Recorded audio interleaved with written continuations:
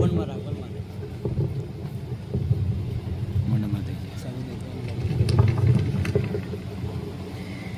اپنے پروگرام کو آگے بڑھاتے ہوئے منصہ خطابت پر ابھرنے والے ایک نئے خطیب کی بارگاہ میں دستک دیتا ہوں، جو خطیب کوثر زمزم سے دھلی دھلائی زبان سے، جس کے فیضان علم سے، جن کی فکری جگمگاہٹوں سے ایوان سنیت میں اجالا ہے، میری مراد فضیلت الشیخ الطاف حسین محمدی جو گنگا پور سے ہمارے سامنے اپستھت ہو رہے ہوئے ہیں، حاضر ہوئے ہیں اور اس وقت جو ہے ابھی لوسل کے اندر اپنے خدمت انجام دے رہے ہیں، اور یہ ہمارے لیے ایک بڑی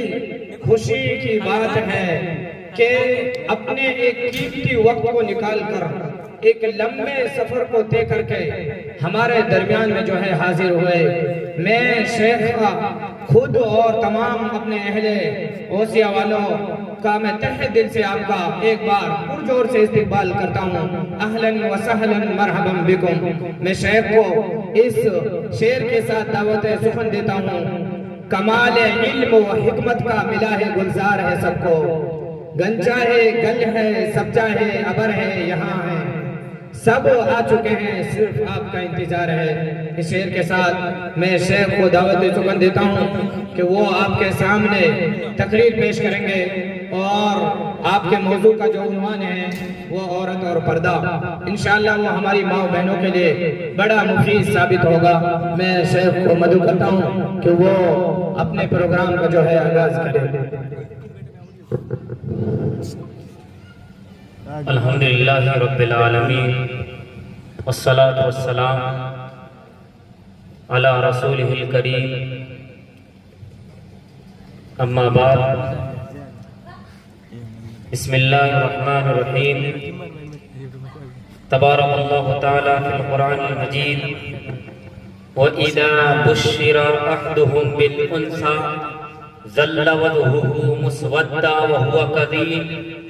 يتوارى من القوم من سوء ما بشر به أيمسكه على هون أم يدسه في التراب۔ وقال الله تعالى في موضع آخر: يا أيها النبي قل لأزواجك وبناتك ونساء المؤمنين يدنين عليهن من جلابهن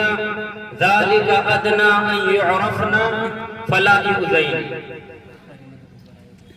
تمام قسم کی بڑائی، کبریائی، عزت، غلبہ، طاقت، قوت اللہ رب العالمین کے لیے لائق و ذبا ہے، جس اللہ رب العالمین نے اس مجمع کے اندر شرکت کرنے کی ہمیں توفیق عطا فرمائی، اور درود و سلام ہو رحمت للعالمین محمد رسول اللہ صلی اللہ علیہ وسلم۔ اسٹیج پر بیٹھے علماء کرام اور خواتین و حضرات، موضوع خطابت عورت اور پردہ۔ اپنے موضوع کی وضاحت کرنے سے پہلے چند باتیں آپ کے سامنے رکھ دینا مناسب سمجھتا ہوں۔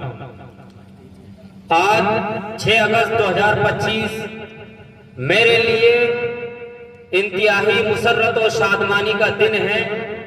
کہ آپ لوگوں نے مجھ جیسے ناقص العلم کو بحیثیت خطیب دعوت دے کر عزت و اکرام سے نوازا، اور میں آپ کو اس پروگرام کے لیے دل کی عطا گہرائیوں سے مبارکباد پیش کرتا ہوں، اور خصوصاً بھارت میڈیکل والوں کو اور ان کی ٹیم کو جنہوں نے اس پروگرام کا انتظام و انصرام کیا،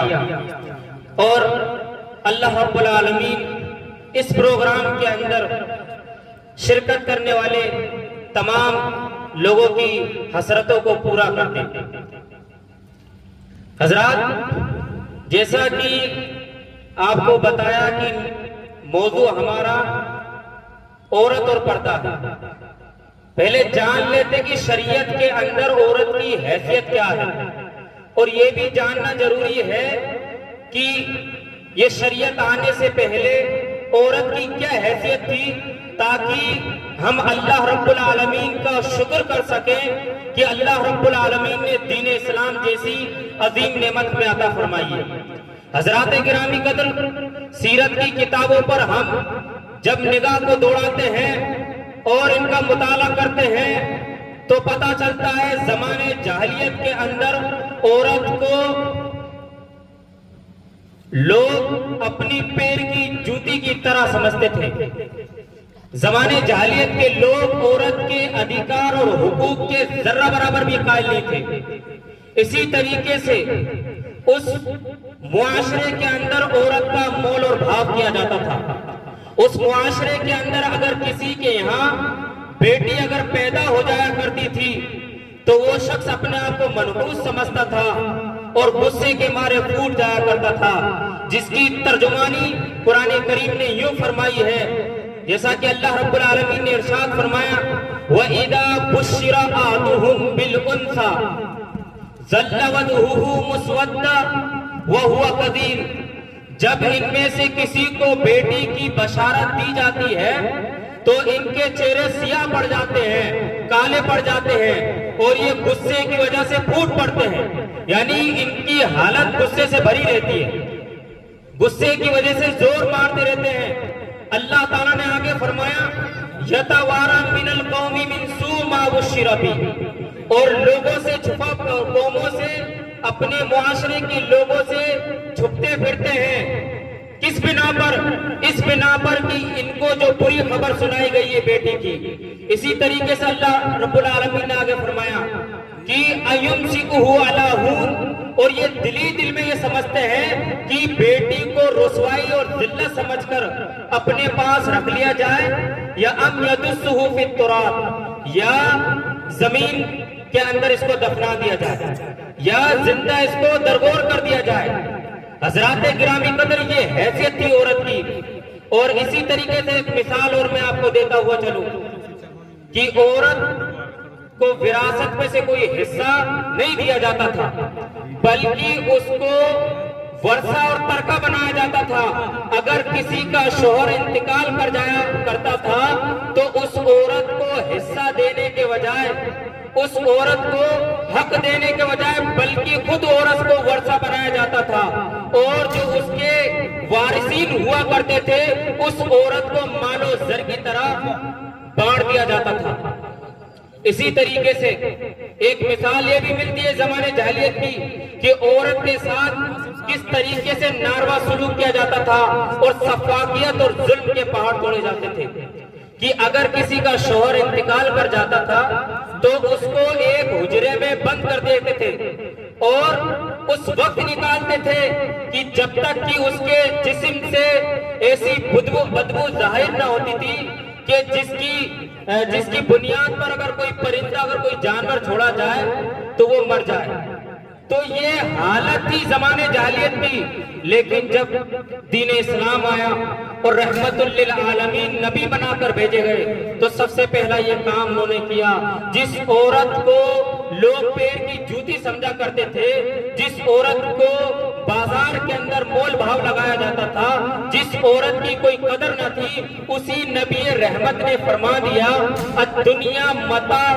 وخیر متاع الدنیا المرأة الصالحہ۔ اسی عورت کو اللہ کے رسول صلی اللہ علیہ وسلم نے آسمانوں کی ترقیوں میں پہنچا دیا،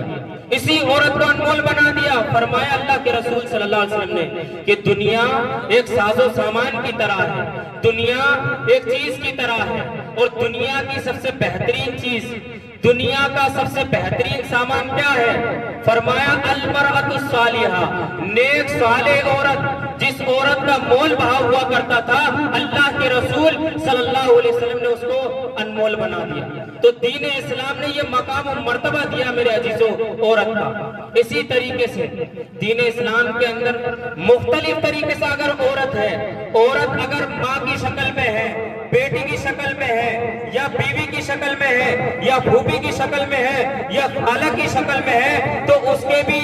اللہ رب العالمین کے تمام طرح کے حق رکھے ہیں۔ جیسا کہ چند ایک کی مثال میں آپ کے سامنے دیتا چلوں، اگر عورت ماں کی شکل میں ہے تو اس کا کتنا بڑا مقام ہے، صحیح بخاری کی حدیث ہے، ایک شخص اللہ کے رسول صلی اللہ علیہ وسلم کے پاس آیا، جاء رجل الی النبی صلی اللہ علیہ وسلم، اس نے ایک سوال کیا، ما احب الناس بحسن صحابتی یا رسول اللہ، اے اللہ کے رسول صلی اللہ علیہ وسلم مجھے یہ بتلا دیجئے کہ میرے اچھے سلوک کا، میرے اچھے برتاؤ کا، میرے اچھے کردار کا سب سے زیادہ حقدار کون ہے؟ اللہ کے رسول صلی اللہ علیہ وسلم نے بڑی سنجیدگی کے ساتھ جواب دیتے ہوئے فرمایا، امو کا، تیری ماں۔ پھر اس شخص نے سوال کیا، ثم من، اللہ کے رسول پھر کون؟ پھر دوسری مرتبہ اللہ کے رسول صلی اللہ علیہ وسلم نے فرمایا، امو کا، تیری ماں۔ تیسری مرتبہ اسی شخص نے اسی سوال کو دہرایا، پھر اللہ کے رسول صلی اللہ علیہ وسلم نے فرمایا، امو کا، تیری ماں۔ پھر چوتھی مرتبہ اس شخص نے یہی سوال دہرایا اور چوتھی مرتبہ اللہ کے رسول صلی اللہ علیہ وسلم نے فرمایا، ابو کا، تیرا باپ۔ میرے عزیزوں اور میری ماں بہنوں، اس حدیث پر غور کیجئے کہ نبی رحمت نے باپ سے 3 گنا زیادہ ماں کا زیادہ حق رکھا ہے۔ تو آپ دیکھ لیجئے اس حدیث پر غور کر کے اور سمجھ لی اس حدیث کو کہ دین اسلام نے عورت کو کتنا بڑا مقام دیا ہے، کتنی اہمیت دی ہے، کتنی فضیلت دی ہے۔ اسی طریقے سے ایک اور مثال میں دیتا چلوں، اگر عورت بیوی کی صورت میں ہے، بیوی کی شکل میں ہے، تو اس کا کیا مقام ہے؟ اللہ کے رسول صلی اللہ علیہ وسلم نے ارشاد فرمایا، خیرکم خیرکم فی اہلہ، فرمایا تم میں سب سے بہترین شخص وہ ہے، تم میں سب سے زیادہ بااخلاق شخص وہ ہے جو اپنے اہل و عیال کے ساتھ اچھا ہو، جو اپنی بیوی کے ساتھ اچھا ہو، جو اپنی بیوی کے ساتھ اچھا سلوک کرے۔ یعنی اس کی بیوی کی بنیاد پر، اس کی بیوی کے سبب اللہ رب العالمین نے اس شخص کو ایک مقام دے دیا، اس شخص کو باعزت ٹھہرا دیا، اس شخص کو سب سے بہترین انسان بنا دیا۔ کس کی بنیاد پر؟ اسی عورت کی بنیاد پر۔ حضرات گرامی قدر، یہ مقام دیا ہے دین اسلام نے۔ حضرات، جب دین اسلام نے عورت کو اتنا بڑا مقام دیا ہے، اتنی اہمیت دی ہے، تو دین اسلام نے عورت کی عصمت کے لیے، اس کی حفاظت کے لیے، اس کو محفوظ کرنے کے لیے پردہ جیسی عظیم نعمت سے اس کو عطا فرمایا ہے، تاکہ وہ محفوظ ہو سکے اور کسی کی بد نگاہ اور بری نگاہ اس عورت پر نہ پڑے۔ جیسا کہ آپ معاشرے کے اندر معزز لوگوں کو دیکھتے ہوں گے یا